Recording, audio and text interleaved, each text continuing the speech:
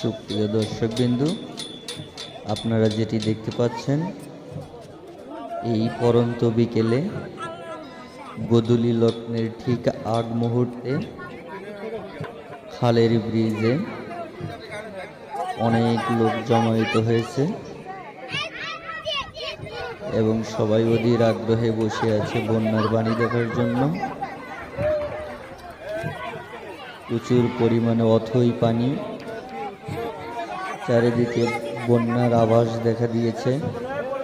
তার মধ্যে আপনারা কিছুক্ষণের মধ্যে যে ঢোলের শব্দটি শুনতে পাচ্ছেন,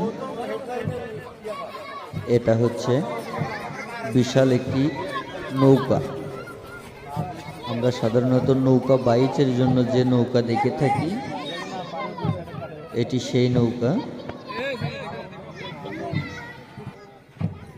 অলরেডি দেখতে দেখতে আমাদের অনেক কাছে চলে আসছে। আশা করি শব্দটি শুনতে পাচ্ছেন।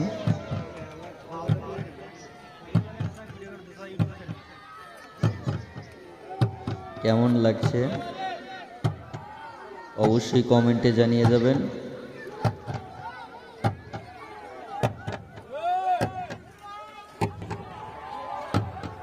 আমাদের ব্রিজের নিচ দিয়ে এইমাত্র নৌকাটি পার হচ্ছে।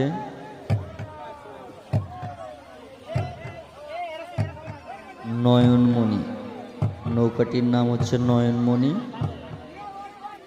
সুন্দরভাবে তালে তাল মিলিয়ে ঢোলের সাথে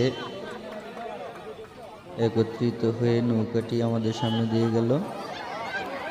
অনেক লোক জমায়েত হচ্ছে।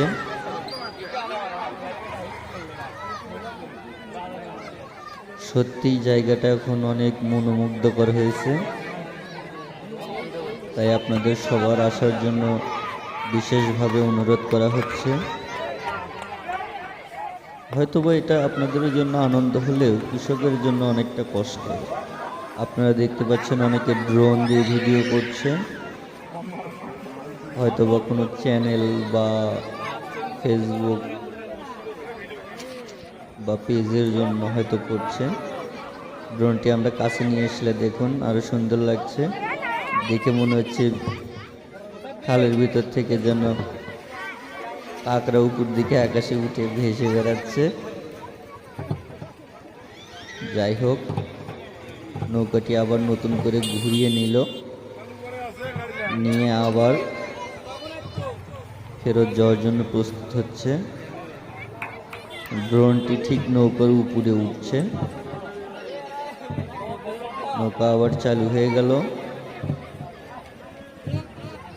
ঠিক গন্তব্যের দিকে আবার শুরু করে দিয়েছে পথ চলা।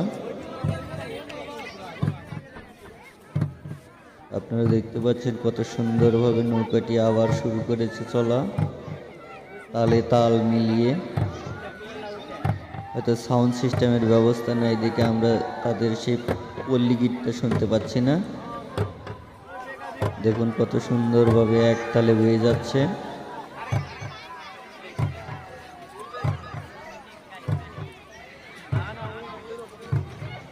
আসলে বন্যার দিনে আর গ্রামগঞ্জের ভিতরে এমন মজা, মানে অন্যরকম দৃশ্য আর কি, দেখতেই মনটা ভরে ওঠে।